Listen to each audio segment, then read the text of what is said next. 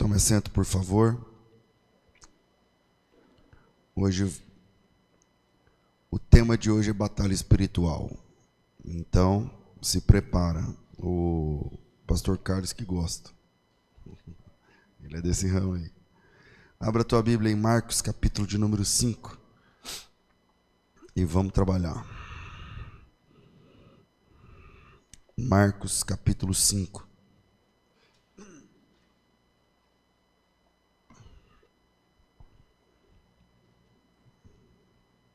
Amém, irmãos? Leia com atenção. Entre mentes chegaram à outra margem do mar, à terra dos Gerazenos. Ao desembarcar, logo veio dos sepulcros ao seu encontro um homem, possesso de espírito imundo, o qual vivia nos sepulcros e nem mesmo com cadeias alguém podia prendê-lo.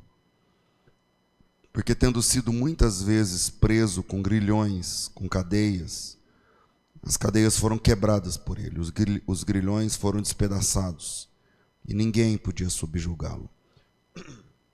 Andava sempre de noite e de dia, clamando por entre os sepulcros e pelos montes, ferindo-se com pedras. Quando ele de longe viu Jesus, correu e o adorou. Exclamou em alta voz, dizendo: Que tenho eu contigo, Jesus, Filho do Deus Altíssimo? Conjuro-te por Deus que não me atormentes. Porque Jesus lhe dissera: Espírito imundo, sai desse homem. E perguntou-lhe: Qual é o teu nome? Perguntou-lhe Jesus: Qual é o teu nome? E ele disse: Legião é o meu nome, porque somos muitos. E rogou-lhe encarecidamente que não os mandasse para fora do país. Ora, pastava ali perto do monte uma grande manada de porcos. Os espíritos imundos rogaram a Jesus, dizendo: Manda-nos para os porcos, para que entremos neles. Jesus permitiu, e saindo os espíritos imundos, entraram nos porcos, e a manada, que era de 2.000, cerca de 2.000, precipitou-se de espenhadeira abaixo para dentro do mar e se afogaram. Os porqueiros fugiram e anunciaram pela cidade, pelos campos. Então saiu o povo para ver o que aconteceu, e indo ter com Jesus, viram o endemoniado, o que tivera a legião, assentado, vestido em perfeito juízo, e temeram. Eu vou ler até aqui. Você já deve ter visto muita gente passando por o que eu vou chamar aqui de processo de autodestruição. Muita gente que já não existe mais, porque morreu, deixou de existir como pessoa, porque entrou num processo de autodestruição. Alguns tiram a própria vida. Como pastor, eu já aconselhei pessoas que sinalizavam o que eu estou chamando de autodestruição. Eu já vi muita coisa esquisita acontecendo com gente. E os meios do que eu estou chamando de autodestruição são muitos. Os mais conhecidos: drogas, o álcool, pornografia, jogo. Recentemente, há algumas semanas atrás, eu estava aconselhando um irmão pelo Instagram. Eu não o conheço, ele nem é daqui de São Paulo. E o negócio dele é jogo no celular. Jogo no celular. Eu nem sabia que através do celular você pode jogar valendo mesmo.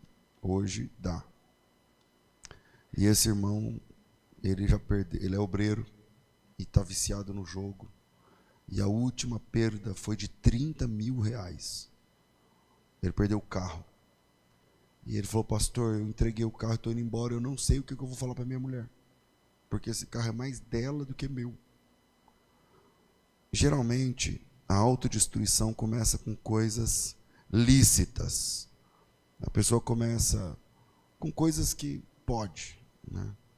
E depois vai se graduando, vai aumentando, e algum tempo depois, o vício. Em qualquer coisa, de comida, que causa obesidade, a droga pesada. E aí a pessoa termina angustiada, começa a renunciar à vida social. Já viram gente assim?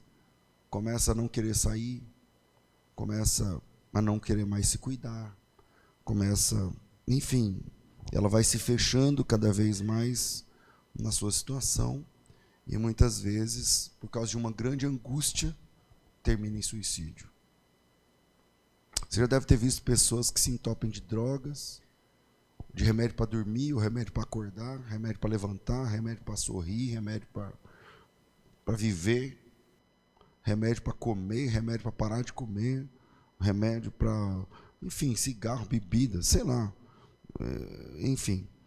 Mas inconscientemente, essas pessoas, no começo está buscando prazer, no começo está buscando resolver, no começo, mas inconscientemente é um caminho de autodestruição. Os meios para se alcançar isso são muitos. E é possível perceber essas tragédias acontecendo em volta da gente, às vezes muito próximos. E falsos caminhos espirituais. A pessoa se envolve com coisas espiritualmente degenerativas. Enfim, muitas vezes o processo acontece inconscientemente, porque ninguém levanta e fala, já sei, vou me autodestruir, né? Mas acaba acontecendo. Em Marcos capítulo 5, nós encontramos um homem desse jeito. Ele é jovem. Esse texto mostra um homem que foi se anulando e se anulando. E eu escolhi ler Marcos e não Mateus ou Lucas, porque Mateus 8 e Lucas 8 também conta essa história. Mas eu escolhi o Marcos capítulo 5, embora Marcos seja o menor dos evangelhos, algumas histórias da Bíblia são mais detalhadas em Marcos, por incrível que pareça, faça o teste. Quando essa história é contada em Mateus, Marcos e Lucas, vai lá em Marcos, que tem bastante conteúdo ali para você conhecer, bastante coisa para você explorar. Então eu escolhi Marcos capítulo 5, mas podíamos ler Mateus ou Lucas. E aí, em Marcos capítulo 5, os detalhes são muito grandes. Esse homem já perdeu todo o referencial de sociedade, ele não vive mais em sociedade. Esse homem perdeu o conceito de dignidade, ele anda nu.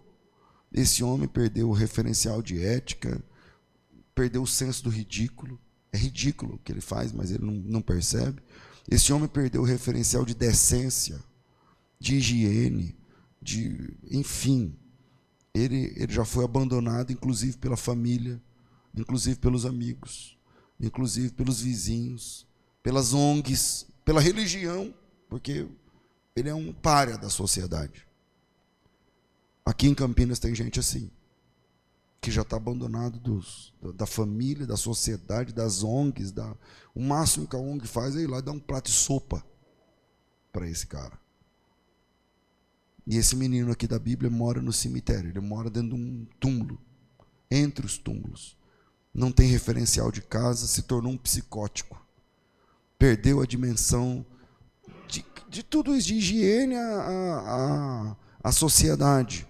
Né? Todos nós temos um senso de autoestima que faz você, antes de sair de casa, olhar no espelho, escovar o dente, não ficar com bafo, você está entendendo? Colocar uma roupa, olhar, ver se está bom. Mas esse menino não se importa mais com a sua imagem, com o seu cheiro, com a sua roupa, com a sua barba, com suas palavras, com o seu jeito. Ele não se importa mais com o que falam a seu respeito. Ele parou de se importar. Ele parou de se importar. Ele está tentando se matar e não consegue. Veja o versículo 5. A Bíblia diz que ele se automutila. Ele se fere com pedras. Eu acho que é só Marcos que fala isso. Esse homem vive uma situação patética. E quando Jesus chega, essa é a situação que ele vivia. E quando a gente lê o texto, dá para perceber nos detalhes como é que Jesus ajudou esse rapaz. E a partir daí a gente vai tendo pistas sobre como é que Jesus também pode ajudar quem está passando, está começando, ou está no meio, ou está no fim de uma situação como essa. Não pense que porque você está inserido na sociedade, seu carro está lá fora, teu nome na rede social, você olhou no espelho, você escovou o dente, você não sei o que, como eu falei, Não pense que porque você está tá se cuidando, que isso não pode acontecer com você ou comigo, porque pode. Pode, não é porque a gente está inserido na sociedade, ou porque você se preocupa com a sua higiene, ou que isso não pode acontecer com a gente. Porque o diabo não tem pressa. E a gente vai ver isso dentro desse texto. Esse homem, ele não saiu do trabalho num dia e falou, eu vou para o cemitério. Não. Esse homem, ele não saiu de casa e falou para a mãe dele, mãe, eu tenho uma ideia melhor. Eu vou tirar a roupa e sair pelado.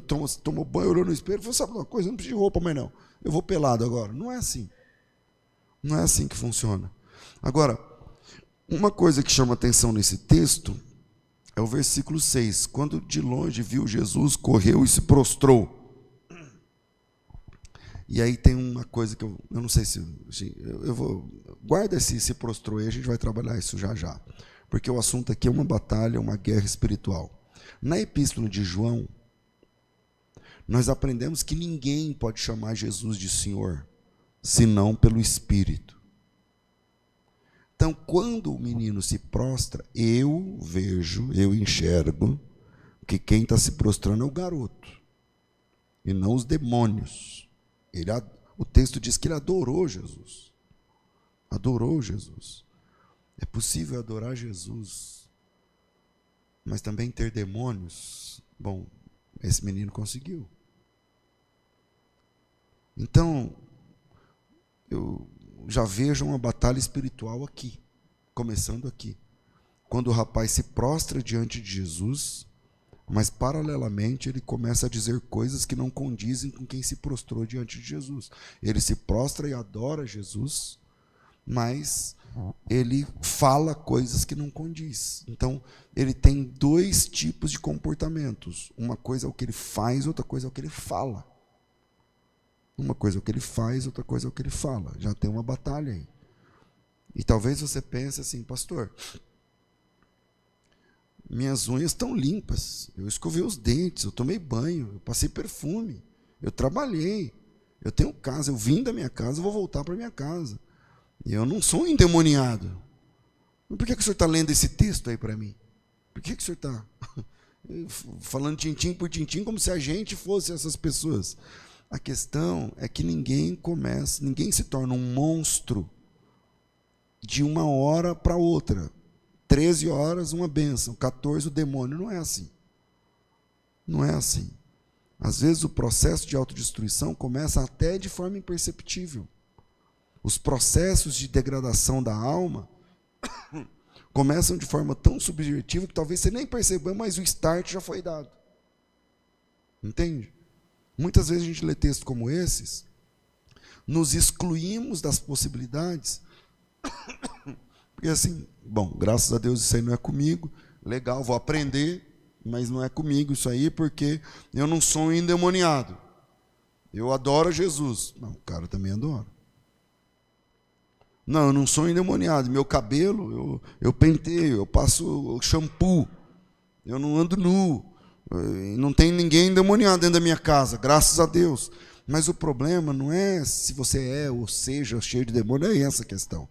Mas quais os processos podem ser instaurados na sua alma que podem degradar você de forma lenta, gradativa, anos. O diabo não está com pressa.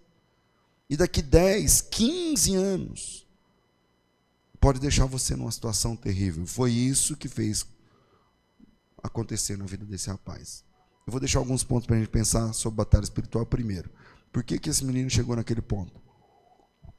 Ele não se ligou que sociedades perdidas influenciam para o mal. Ele não se ligou que sociedades perdidas influenciam para o mal.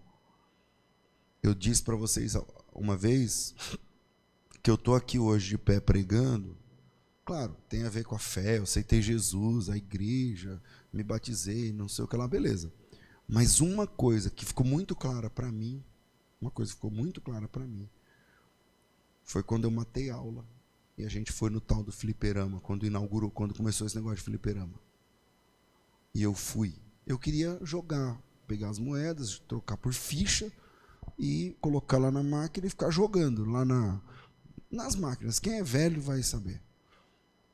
E aí o meu primo foi, ele que me levou. Ele é uns 3 anos mais velho que eu. E eu tinha uns 14. E eu fui. E aí eu cheguei lá, o velho lá, o dono, não queria saber quem é de maior, quem está matando aula, quem não quer, ele quer vender a ficha. E o refrigerante, as coisas. E aí foi a primeira vez que eu vi alguém fumando droga. Eu nunca tinha visto. E aí eu tomei a decisão de nunca mais pisar o pé lá. E esse meu primo, hoje, eu não sei se ele está preso, mas deve estar. Ele já ficou mais preso do que solto. Literalmente. Não estou exagerando, não exagero minha parte. Muito mais preso do que solto. A última vez que eu vi que ele estava solto, ele estava na rua pedindo nos carros.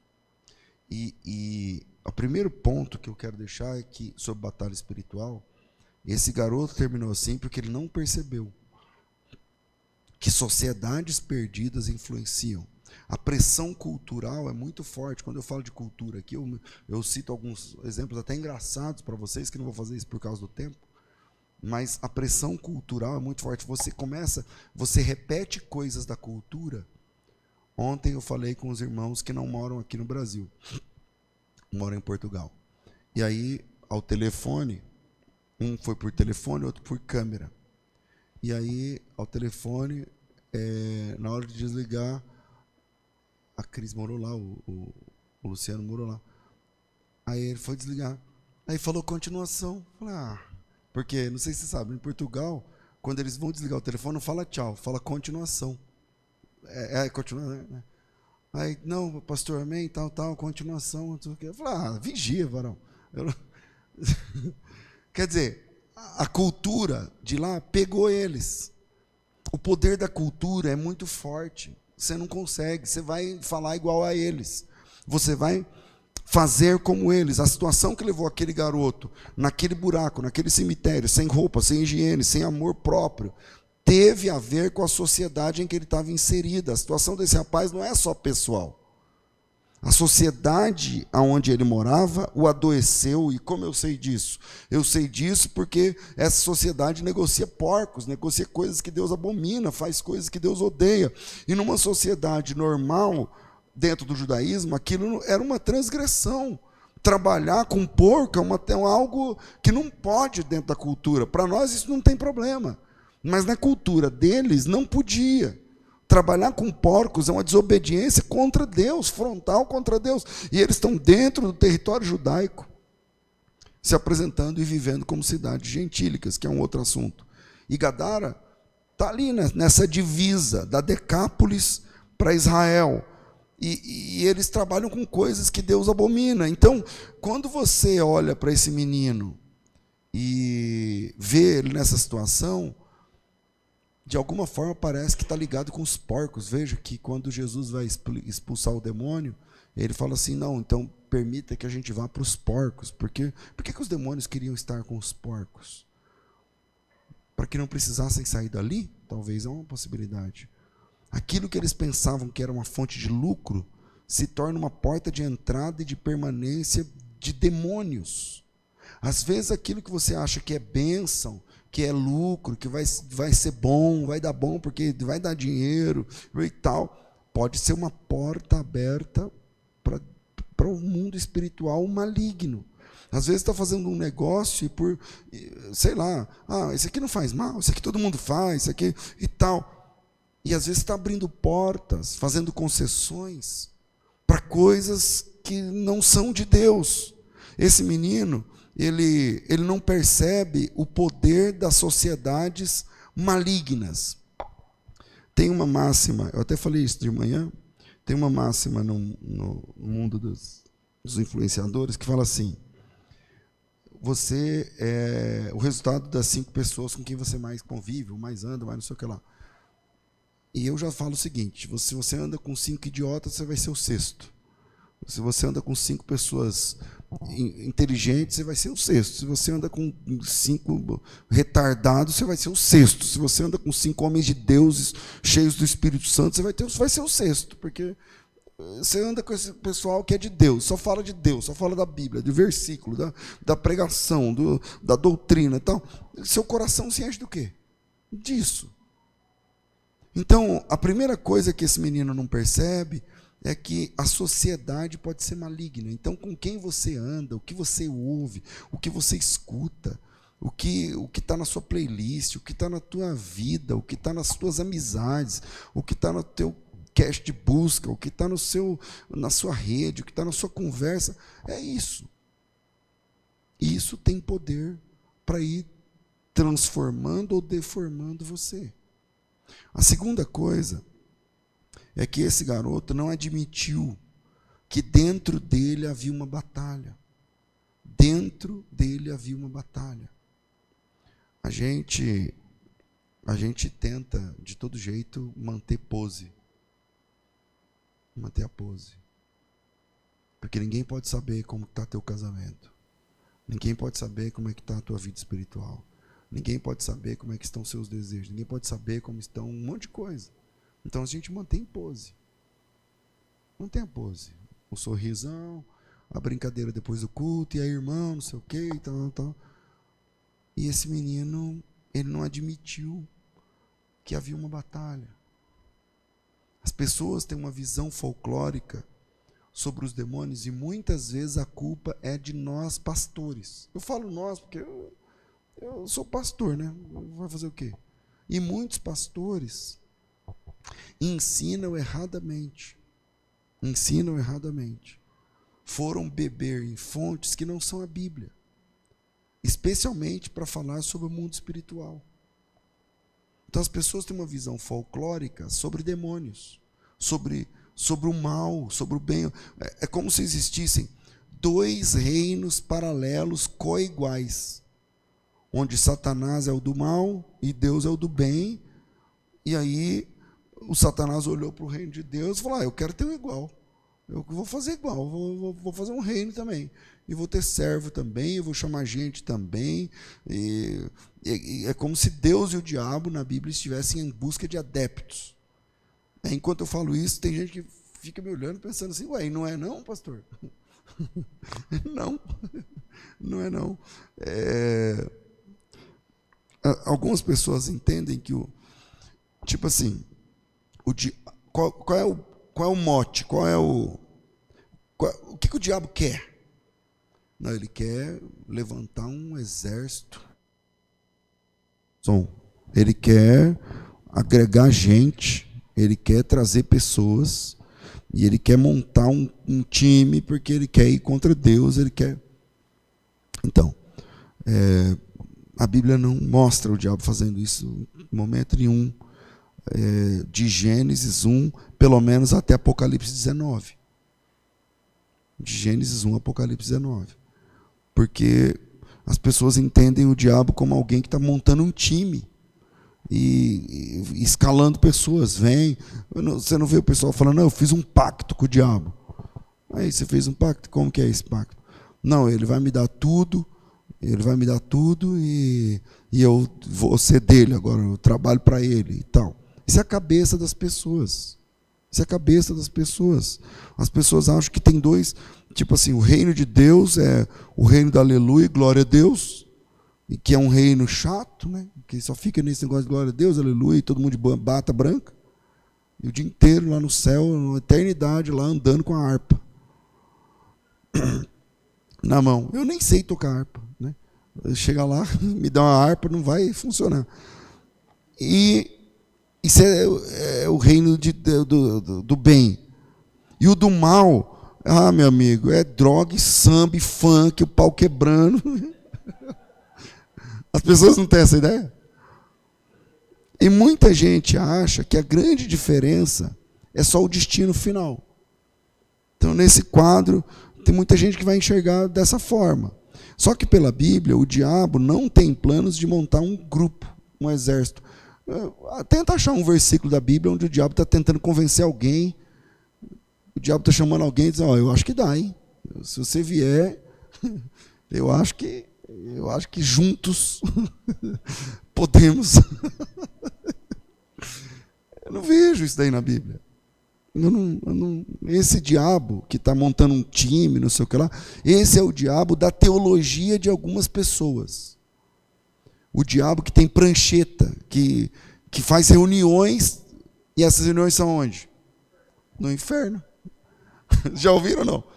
Lá, tem lá tipo uma sala de reunião, e o diabo está lá com a mão lá, agora nós vamos, né, vamos fazer tal coisa, tal. E aí as pessoas ficam assim, não, pastor, porque tal coisa é retaliação, porque eu dei o dízimo, eu preguei, minha mãe se converteu, e aí o diabo está furioso comigo. Aí o que aconteceu? Não, eu bati o carro. E aí ele acha que ele bateu o carro porque lá na reunião, lá no... Você está entendendo? E o diabo fica lá e fala, vamos furar o pneu do carro dele. Aí fura o pneu, aí o cara, o diabo está furioso. Na Bíblia, isso não é, o diabo não é assim. Não faz isso. Então você furou o pneu do carro, é porque tinha um prego, é porque seu pneu está careca, porque... Sei lá, bicho. Você imagina que, não, pastor, mas é que aí eu dei legalidade. Só pensa assim, imagina que você deu legalidade, imagina que o diabo tem direito de tocar em você. E Deus libera, fala assim para o diabo, igual fez com Jó, ele está liberado, ele aprontou, então agora você tem direito. Escolhe aí o que você vai fazer. Aí o diabo fala assim, eu vou furar o pneu do carro dele. Combina? Combina ou não combina? Não combina, né, meu? Porque o diabo furou o pneu do meu carro, mas o que vai fazer? Eu vou perder um pouco de tempo. Porque, no fim, né? Quanto custa para arrumar um pneu do carro? R$50? Sei lá. Então, o diabo ganha ele ganha um voucher, ele ganha um direito, ele ganha um acesso para fazer alguma coisa, e ele vai fazer você chutar o móvel. Chutou, beleza, gastei um crédito, mas pelo menos ele chutou lá, estourou o dedo. Não. Então o diabo não mora no inferno, não tem sala de reunião na Bíblia, dentro da Bíblia. O diabo a casa dele não é o inferno, ele não mora lá, ele não manda lá, né? Nunca morou lá, entendeu? Nem vai morar também. A Bíblia diz que o diabo vai ser lançado direto no lago de fogo, porque inferno na Bíblia, Hades é uma coisa, lago de fogo é outra coisa. Enfim, e o diabo também não está aliciando parceiros, ele não tem um reino no sentido, pastor, mas a Bíblia diz que ele é o Deus desse século. Porque as pessoas construíram isso, entendeu? Ele sabe que ele não tem vontade de ter, ele não está interessado em mim como adepto, ele não quer ganhar você como adepta, ele não quer ter você do lado dele como parceiro, não quer você do lado dele para coisa nenhuma. Aliás, ele te detesta, aliás, ele te odeia. Você está entendendo? Ele quer derrubar você, e sabe por quê? Porque a filosofia do diabo não é nada que rebuscada. A filosofia é o seguinte, não tem para mim, então não tem para ninguém. Eu perdi, então quem eu conseguir derrubar, eu derrubo também. É essa a filosofia de Satanás. Pastor, então por que o diabo tenta a gente? E esse é um ponto importante, porque ele é o tentador, ele é o acusador. Ele é aquele que lança tropeço. A palavra diabo, o significado da palavra diabo é aquele que lança tropeço. E a palavra Satã, que daí vem Satanás, é o opositor, aquele que se levanta contra. E por que ele faz isso? Ele faz isso por uma razão. Porque ele quer ferir o coração de Deus. E o diabo é um egoísta, um solitário. Não quer parceiro, ele é um rebelde. Ele quer ofender Deus usando você, usando a mim, usando a nossa queda. Por isso é que ele tem ódio da gente. Por isso ele quer acabar com a gente. E quando você finalmente cair, ele vai te acusar. Ele vai dar publicidade a essa queda. Não vai ficar assim, na moleza, não. E pastor, por que ele tem tanta raiva da gente? Porque os cristãos, os salvos, os nascidos novamente, eles são imagem de Deus. Você tem a imagem de Deus. Na teologia tem a teologia do Imago Dei. A imagem de Deus está em nós. Porque nós somos imagem de Deus. E ele detesta todos os que são alvos do amor de Deus. Como Deus é inacessível, a Bíblia diz que ele é inacessível, nenhum homem pode e tal. Então sobra eu e sobra você.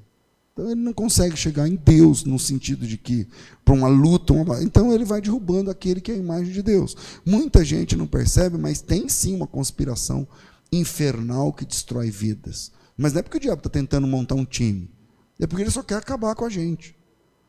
Veja essa situação, o menino mora no sepulcro. Ninguém nasce no sepulcro. Esse menino já foi beijado. Esse menino já teve no colo do pai e da mãe. Esse menino já teve higiene, esse menino já teve gaveta, sabonete. Eu nem sei se naquela época tinha sabonete, mas tinha perfume. Esse menino já tinha essas coisas. Mas os processos foram se instaurando e ele não foi percebendo, e ele não foi percebendo, e ele não foi percebendo que ele estava num processo de destruição. Tem gente que não percebe. Então presta atenção, existe sim uma conspiração do diabo para derrubar você. É verdade. O demônio está afim mesmo de destruir você, sua família. Mas não porque ele está montando nada. Ele só quer acabar com a sua vida. Essa é a satanologia bíblica. É como a Bíblia apresenta Satanás. Jesus disse, por exemplo, a Pedro: Satanás me pediu para peneirar, moer você como trigo, mas eu roguei por ti. Por isso a Bíblia diz que nós precisamos resistir ao diabo. As pessoas chegam no último estágio, como esse garoto chegou, porque acreditam que podem controlar. Você conhece pessoas que são viciadas no alcoolismo e falam assim: não, eu paro quando eu quero. Quem conhece gente assim? Eu paro quando eu quero. Aí você fala: ah, então tá bom, queira. Aí para. Não para. Esse homem jamais imaginou que a vida dele terminaria pelado, sem higiene, dentro do cemitério, nos túmulos, mas estando ainda vivo. Aliás, há de se fazer uma analogia rápida aqui, porque esse cara está no túmulo, esse cara está nu. Essas verdades são verdades profundas. Por que a Bíblia está dando esses detalhes? O que a figura narrativa está mostrando para mim espiritualmente? Qual a lição? Ou quais as lições desse garoto? Por exemplo, esse cara está nu. O diabo faz isso, ele expõe as vergonhas. O diabo, ele não quer somente te derrubar, ele quer te expor. Pega essa, o diabo não quer só te derrubar, ele quer te expor. Ele não quer você como parceiro, sócio, nada. Ele quer acabar com você e te expor. Por isso esse cara está nu, ele está exposto. Esse cara está no cemitério. Que figura é essa? O diabo está adiantando o processo do fim. É isso que está. A figura que mostra para mim está dizendo: aonde a gente termina? No fim, aonde é o nosso endereço? É o cemitério, meu irmão. Você pode ter o que você tiver. O seu último endereço é o cemitério. E esse menino mora no cemitério em vida. A Bíblia diz que ele fica gritando pelos túmulos, aqui nesse texto de Marcos.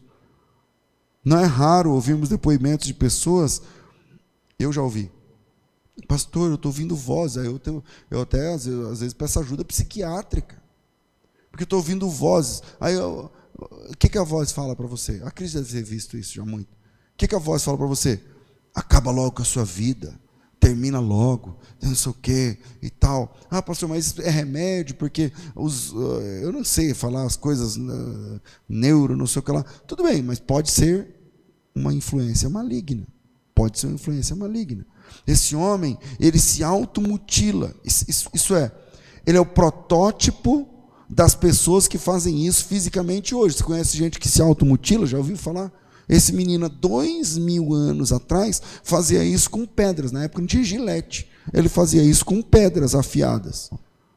E mais ainda, aquelas pessoas que fazem isso emocionalmente, que se automutilam, não fisicamente, mas emocionalmente. Esse homem, ele não se submete a algemas. Os homens não conseguem prendê-lo. Isso tem uma verdade profunda para mim. Significa que ele não respeita limites.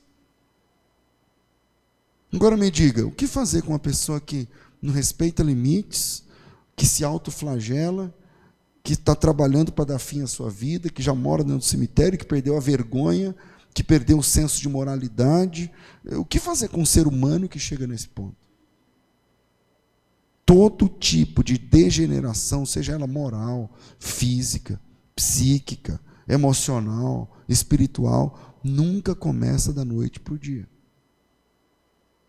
O casal que está se separando agora, jamais imaginou que a vida a dois poderia se tornar um inferno e que hoje eles estariam se odiando, olhando um ao outro com ódio dentro do coração. Eu já atendi pessoas assim. Você vai atender, está lá o João e a Maria, e você sente o ódio nos olhos de um para o outro. O condenado à morte, o condenado à prisão de 30 anos, ele está lá preso porque matou, estuprou, mas ele não levantou, saiu do culto e estuprou uma pessoa. É um processo de degradação, é um processo de degeneração. O cara que perdeu o nome, o anômalo, que está lá na Cracolândia, aqui em Campinas tem Cracolândia, não tem também? Deve ter. Que está lá perdido, ele não se levantou de manhã e falou: nunca experimentei crack, sabe uma coisa, eu vou experimentar, eu vou morar na Cracolândia. Não é assim que funciona. É todo um processo. E como isso pode acontecer? Como uma pessoa chega aos limites? Porque acha que está no controle, acha que a pornografia dá para controlar, acha que a droga dá para controlar, que o vício no jogo dá para controlar, que a obesidade dá para controlar, que o alcoolismo, o álcool não começa com 2 garrafas de uísque. É todo um processo de degradação. E quando a Bíblia diz lá em Romanos 6, 23, não lembro se é 6, 23 ou 3, 23, eu sei que tem 23 na jogada, o salário do pecado é a morte. Essa palavra salário, em grego, quando termina assim, ário, por exemplo, diário, entendeu? Significa a frequência. O salário do pecado é morte. Ele está dizendo o seguinte: você peca e peca, e peca, e peca, e peca, e no outro dia também, no outro também, no outro também, no outro também, no outro também. Isso é um salário. O salário não é dado para um cara que trabalha uma vez. Aí é uma diária. O salário é para quem faz o mês inteiro. Aí no fim você tem um salário. O salário do pecado e a morte significa aquela pessoa que vive assim, no outro dia também, no outro também, no outro também, no outro também, no outro também, na semana que vem também, no outro também, e daqui a pouco não tem sábado, não tem domingo, não tem feriado. Ele falou: isso aí termina na morte. E quais os caminhos que levaram esse homem à liberdade? Como foi como ele foi liberto por Jesus? Bom, claro, se você parar para pensar sobre como nós cristãos podemos trabalhar com libertação, aí Jesus falou jejum, oração, não sei o que lá, beleza, mas não foi um discípulo que foi lá libertar esse menino. Então voltamos à pergunta: como esse garoto conseguiu? Como esse garoto conseguiu? E aí a gente vai para uma verdade profunda. E a verdade profunda é que só Jesus Cristo pode vencer a fúria do demônio. Porque o demônio, ele existe, ele te odeia, e ele é poderoso, muito mais do que a gente. Muito mais que a gente. Só Jesus pode vencer a fúria do demônio. Ah, pastor, mas Jesus falou que com jejum e oração eu posso expulsar demônio. Mas quando você expulsa demônio é no nome de quem? Então, só Jesus. Não é porque não é você, é o nome de Jesus. Só Jesus pode vencer a fúria do demônio. E aí vem comigo, coloca o seu olho nesse texto aí e veja que o demônio queria mantê-lo no fundo do sepulcro, curtindo o seu ódio. Ele range os dentes, ele se automutila, o demônio queria mantê-lo no vício, violento, afastado, sujo, morrendo, na solidão, até que Jesus chega e se encontra com o rapaz.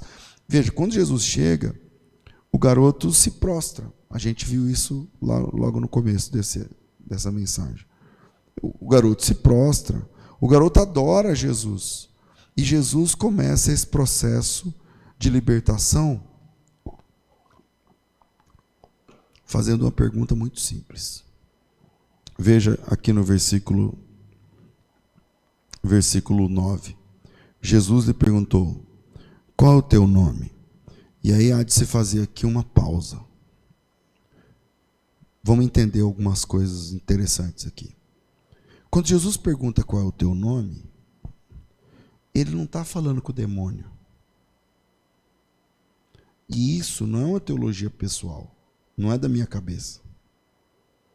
Se você pegar a sua Bíblia e voltar 2 páginas, volta aí 2 páginas, você vai estar no mesmo Evangelho de Marcos, e aí leia o que diz o capítulo 1, e versículo de número 32. À tarde, depois do pôr do sol, trouxeram a Jesus todos os enfermos e endemoninhados. Toda a cidade estava reunida à porta daquela casa. E Jesus curou a muitos que se achavam doentes de todo tipo de enfermidades. Também expulsou muitos demônios. Porém, ele não deixava falar os demônios, porque já os conhecia. Jesus não deixava, a política de Jesus. Eu acho que o pessoal que fica entrevistando demônio não pulou esse versículo, não passaram lá avisando desse versículo aqui. Porque nesse texto, Jesus expulsa demônios sem conversa. E a Bíblia diz que Jesus não deixava os demônios falarem. Jesus não deixava os demônios falarem. Aí você fala, pastor, mas lá o demônio falou ou não falou? Falou. Mas não é que Jesus estava querendo entrevistar o demônio. De onde é que você vem? Eu venho da encruzilhada, não sei o quê. Legal. Como que é seu nome? Meu nome é fulano. O que você gosta de comer? Eu gosto de comer tal coisa. E você gosta de ir à praia? Qual é a ideia de ficar entrevistando o demônio? Então, esse texto de Marcos capítulo 1, verso 33, 34, mostra um padrão. E qual é o padrão? Jesus não quer conversa com o diabo. Está lá no texto, não é da minha cabeça isso. No mesmo evangelho, não estou falando de, Paulo também disse isso, Pedro, não. O mesmo que escreveu Marcos, escreveu que Jesus, quando estava lidando com demônios, não permitia que ele não quer conversa com demônios. Jesus não quer conversa com demônios. Então, quando Jesus pergunta para o garoto, qual é o teu nome? Você acha que ele está falando com o demônio? Não, por causa do texto de Marcos 1. Então, por que Jesus pergunta o nome do garoto? Porque Jesus está buscando, provocando a volta da dignidade do homem. Ninguém mais falava o nome daquele garoto. Quem era aquele garoto na boca da sociedade? O menino lá do cemitério, o louco. Ninguém mais sabia o nome daquele menino. O nome dele não interessava mais. E mesmo que soubessem, não importava mais. O nome dele é Getúlio, não importa mais. Ele é o louco lá do cemitério, o nu, o homem, o demônio, o monstro. Talvez nem mesmo o garoto lembrasse mais do seu nome. Ou lembrava, mas não falava mais do seu nome. Talvez ele mesmo não pronunciava seu nome há muito tempo. Você percebe que às vezes a gente fica tempo sem falar o nosso próprio nome? Que fala da sua identidade. Espera aí, quando Jesus fala assim, qual é o teu nome? E aí, com base em Marcos 1, eu já sei que ele está querendo falar com o garoto. Qual é a ideia? É provocar o diálogo. Para o garoto falar assim, não, espera aí, eu tenho um nome, eu sou o César. Eu tenho uma história. Eu estou assim agora, mas eu não sou desse jeito. Eu não vim ao mundo para ser isso que eu estou sendo aqui agora. Eu não sou isso, eu não sou assim. Então, qual é o teu nome? É uma pergunta muito importante que Jesus faz. É uma pergunta muito importante. Significa que ele não quer dialogar com a legião de demônios que estava no garoto. Significa que Jesus, falando com o rapaz, me diga uma coisa, quem é você? Qual é o teu nome? É legal que no dicionário grego, fui ver hoje agora, nome em grego é onoma, né? E lá está escrito assim, primeiro significado, universalmente nomes próprios. Segundo, o nome é usado para tudo que o nome abrange, todos os pensamentos, os sentimentos, o que é despertado na mente pelo mencionar ou ouvir aquele nome. Então, quando Jesus fala assim, qual é o teu nome? Por que isso é importante? Porque Jesus não quer falar com os demônios, mas quer falar com o rapaz. E quando Jesus faz a pergunta, lá dentro o homem não consegue responder. Quem responde? Os demônios. Legião. Porque somos muitos. Mas com certeza, lá no fundo, ele queria ter dito teu nome. Ele queria ter dito seu nome. Não, peraí, eu sou fulano. Ele queria voltar a ser ele mesmo. Há uma batalha acontecendo aqui. Uma batalha onde eu quero responder a Jesus quem eu sou. Mas quando eu abro a minha boca, não é a minha voz que sai. Não sou eu que estou falando. Eu quero me corresponder com Deus sobre quem eu sou. Mas nas minhas atitudes não sou eu. É a batalha do apóstolo Paulo de Romanos 7. Com a minha cabeça eu entendo uma coisa, mas com os meus membros eu faço outra. Jesus pergunta, quem é você? Como que você se chama? Qual que é o teu nome, menino? E aí é o demônio que fala no lugar dele. Mas com certeza o garoto está lá dentro lutando para falar alguma coisa e não conseguia. E nessa busca de voltar a ser ele mesmo, é que está o caminho da libertação. Essa busca interna para falar assim, não, peraí, eu estou entendendo que eu busquei caminhos, que a sociedade adoece, que eu não dei bola para que uma coisa pequena vai crescendo, eu não parei para pensar nisso, e é isso. Quando eu abro a boca, eu já não sou mais eu. A minha rede, eu não sou mais eu. O meu comportamento, já não sou mais eu. E essa busca para responder a pergunta de Jesus, quem eu sou? Quem eu sou? Qual é o meu nome? É nessa busca que está o caminho bíblico da libertação. Talvez alguns de vocês, ouvindo essa mensagem aqui ou na internet, já não são mais vocês mesmos. Você não tem sido mais você porque alguém roubou a sua filiação. Alguém entrou no meio desse processo, roubou a sua consciência. Tem alguém falando por você. Tem alguém assumindo sua identidade. E o processo de libertação na Bíblia começa quando você reconhece isso, quando você consegue reconhecer isso agora. Porque Paulo reconheceu. Quando ele, pastor, o senhor está dizendo que o Paulo está endemoniado? Não, eu estou dizendo que há uma luta interna. E quem diz isso? Ele mesmo. É só ler Romanos capítulo 7 com calma, com atenção, com um caderno e uma caneta na mão, que você vai ver a tensão que ele está vivendo. E é interessante que toda pessoa que tem experiência nessa área de ser possesso por demônio ou coisa parecida, vive uma guerra interna. Vive uma guerra interna. Eu me lembro até hoje, eu não sei quantos anos eu tinha, uns 8. Quando chegou na minha casa, era um domingo. Minha casa era um centro de Umbanda. Aí, naquela época não tinha telefone, celular, a gente não tinha telefone em casa, então as coisas eram muito sinistro o jeito que era antigamente. Do nada, chegava gente lá de mudança, de viagem, sei lá. E aí chegou um cara numa rural, uma rural que tinha caçamba de madeira, né? Tipo uma rural, uma bandeirante, acho que era uma bandeirante, eu era muito menino para lembrar. E uma menina endemoniada. Ou, aqui a gente fala endemoniado, né? Lá falava que tem encosto.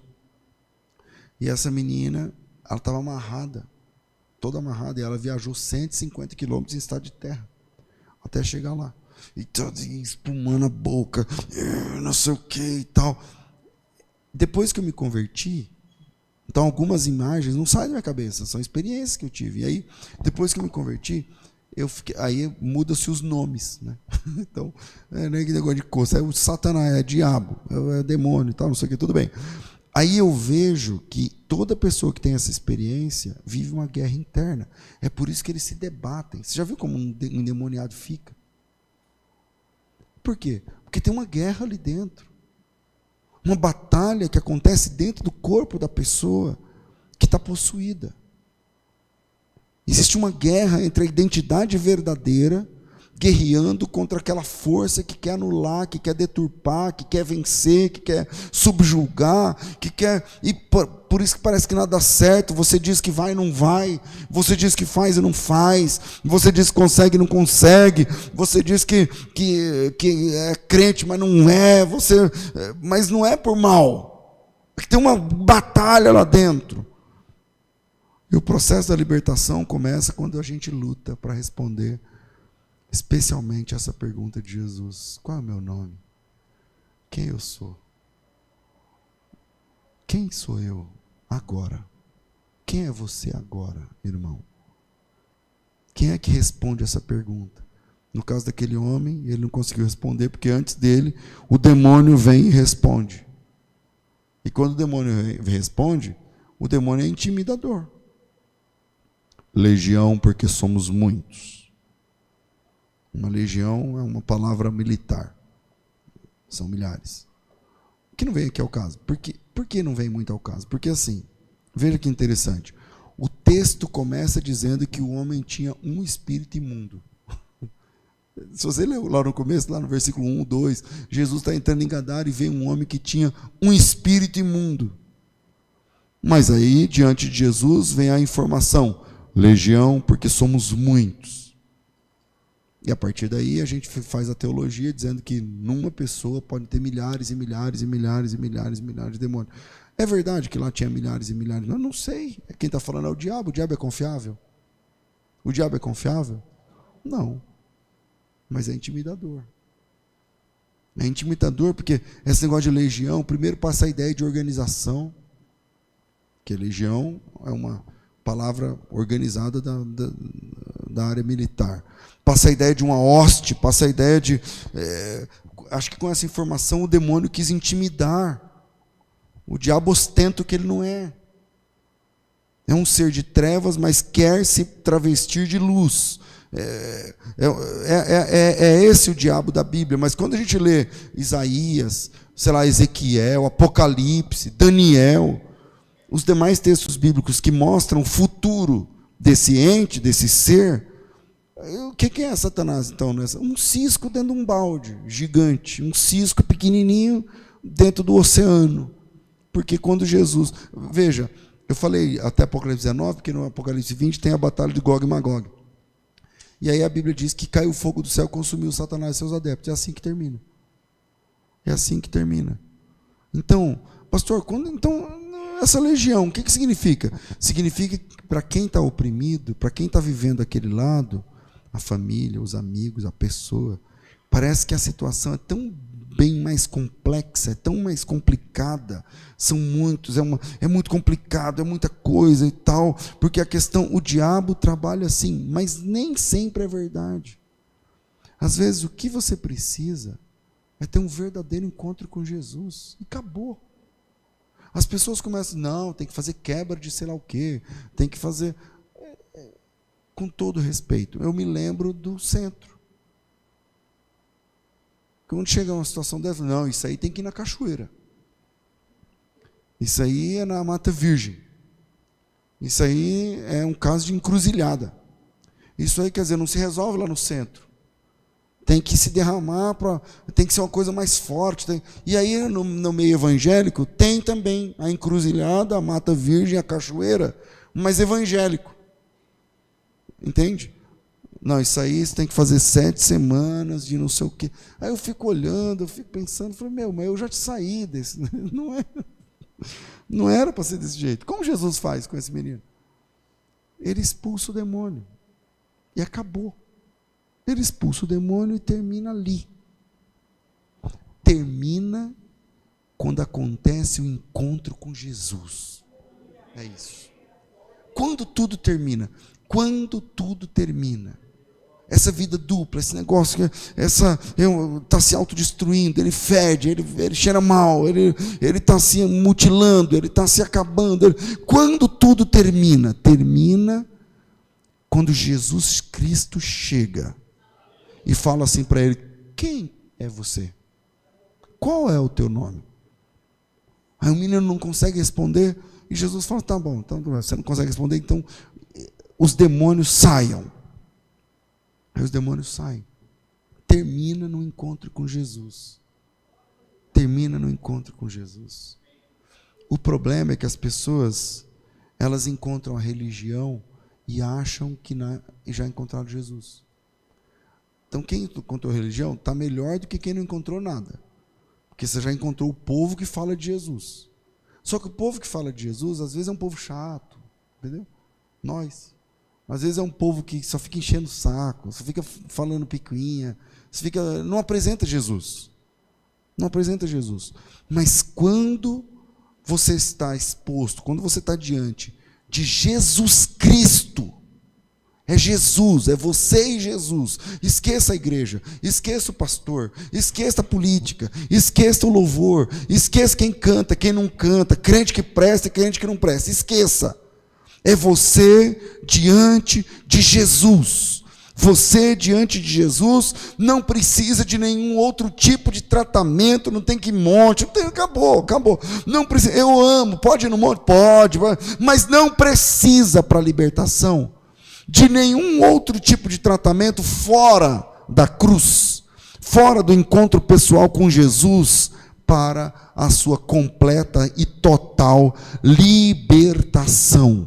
A libertação acontece no encontro pessoal com Jesus. E o diabo pode arrotar o que ele quiser. É legião, é não sei quantos mil, é não sei quantos milhões de diabo, é não sei o que, 600 milhões de satanás. Tá tudo bem. Jesus fala, tá, então sai. E acabou. O sai de Jesus funciona para 1 ou para 6 milhões, ou para 6 mil. Não existe outro, além de Cristo. Não existe outro esquema, estratagema, estratégia, experiência, lugar, coisa, preço. Não existe. Tudo termina no encontro pessoal com Cristo. Não com a religião de Cristo. Com Cristo, o Cristo da religião. Esse é o ponto. E o diabo ele vai parecer maior, ele vai falar coisa, é tudo mentira, comece a enxergar Jesus. E veja como Jesus é diferente de Satanás. Jesus, mesmo sendo criador de tudo, mesmo sendo ele o Senhor de tudo, não propagandeia esse poder. Mesmo sendo quem ele é, não alardeia. Ele lava os pés dos discípulos. Deus não precisa de propaganda. Quem precisa dizer quem é o tempo todo é quem não é o que diz ser. Aí tem que ficar falando, eu sou isso, eu sou aquilo. Satanás, nós somos uma legião, porque somos muitos, somos poderosos, somos sei o que lá e tal. O que Jesus reagiu? No seu lugar com os porcos. Saia. E veja que o homem saiu daquela situação que estava, não porque ele fez alguma coisa, ele teve que... Não, porque Jesus, ele teve um encontro com Jesus, Jesus falou, sai. E acabou. Jesus venceu toda a intimidação. E aí, para terminar, eu já tenho que parar. O texto diz que o menino, o jovem, esse menino é jovem, ele estava saindo para ver o que tinha acontecido, e acharam o menino... Deixa eu achar esse versículo. Versículo 14. Então o povo saiu para ver o que tinha acontecido. 15. E aproximando-se de Jesus, viram o endemoniado, o que antes estava endemoniado pela legião, assentado e vestido, e em perfeito juízo. Tem coisas aqui que só Deus faz, e tem coisas aqui que é você que faz. Estar em perfeito juízo é trabalho de Jesus. Quando Jesus perguntou o nome, ele não conseguiu falar. Quando Jesus expulsou a legião de demônios, os demônios, ou sei lá quantos eram, ele começou a falar. Esse trabalho é de Jesus. Esse menino está em perfeito juízo. Isso é uma tarefa única e exclusiva de Jesus. Salvação é departamento de Cristo. Deus não tem parceiros para salvar. Ele salva sozinho, é Ele que salva. Só Ele. Quem salva? Não, está muito fraco para quem é salvo. Quem salva? Beleza. Deus não tem sócios para salvar. Ele salva sozinho. Então fazer um cara que não conseguia falar o nome está em perfeito juízo, esse trabalho é de Deus, é sobrenatural. Tudo que tem a ver com sobrenatural é de Deus, não tem a ver com a gente. Só que a Bíblia diz que esse menino também estava vestido. Aí, meu amigo, aí a gente está falando de se submeter ao senhorio de Jesus. O jeito que ele estava no começo desse texto é nu. E esse jeito está errado. Agora que ele teve um encontro com Jesus, ele parou e falou, eu não posso mais andar desse jeito. Como é que você vai vestir uma calça num cara que está esperneando? Dá? Dá? Ele não quer, dá? Não dá. Você tenta, não, então fica do jeito que você quer. Mas aqui diz que ele estava vestido. Significa, eu me submeto, eu quero mudar, eu quero andar diferente, eu quero aparecer diferente para as pessoas. Eu quero quando eu chegar, alguém olhar para mim e falar assim, nossa, mudou. Eu tinha vergonha de olhar para você. Eu tinha vergonha de estar com você. Mas agora não. O que você fez? Por que mudou? Por que está diferente? Então tem coisa que só Deus faz. E tem coisa que você e Deus juntos fazem para a transformação da sua vida pessoal. O que só Deus faz, vai orar, irmão. Vai orar, chora, geme, lê a Bíblia, vai com Deus. É só Deus aí. Tem coisa que é só Deus. Mas tem coisas que é você. Essa calça não veio do céu que ele está usando. Essa calça, Deus não falou, haja calça, e apareceu uma roupa. Não, ele olhou, ele se converteu, entendeu, olhou e falou, não, eu não posso andar assim.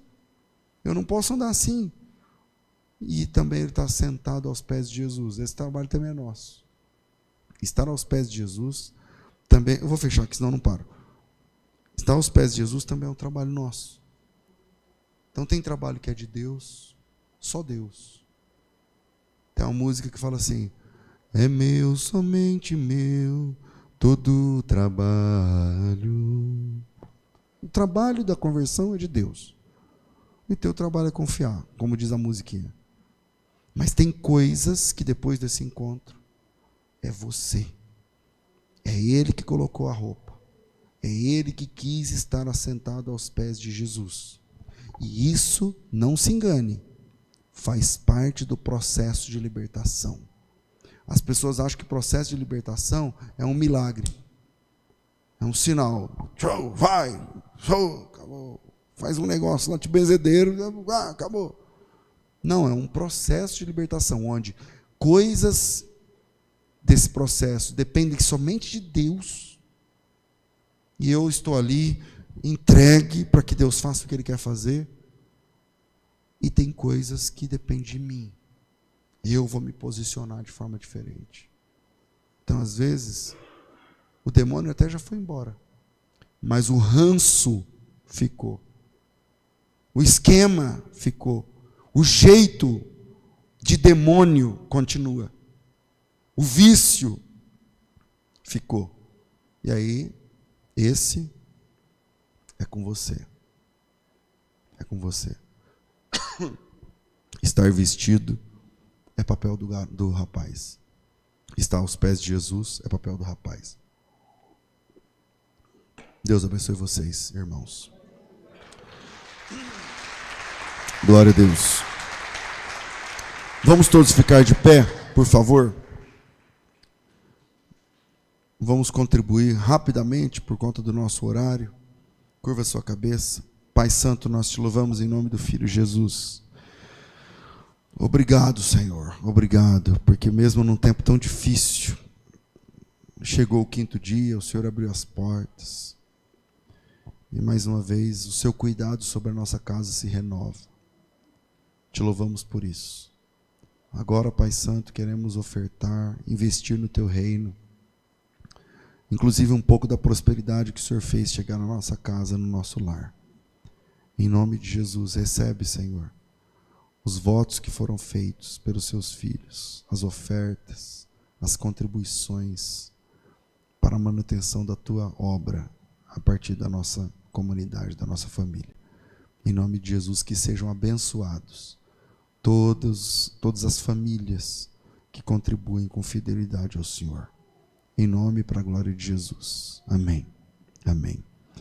Você pode fazer a sua oferta pelo Pix, que aparece ali. Para quem está acompanhando online, pelo Pix, que aparece aqui embaixo. E pelo envelope. Eu vou no envelope. Obrigado, Varão. E quando você entregar a sua contribuição, glorifique a Jesus.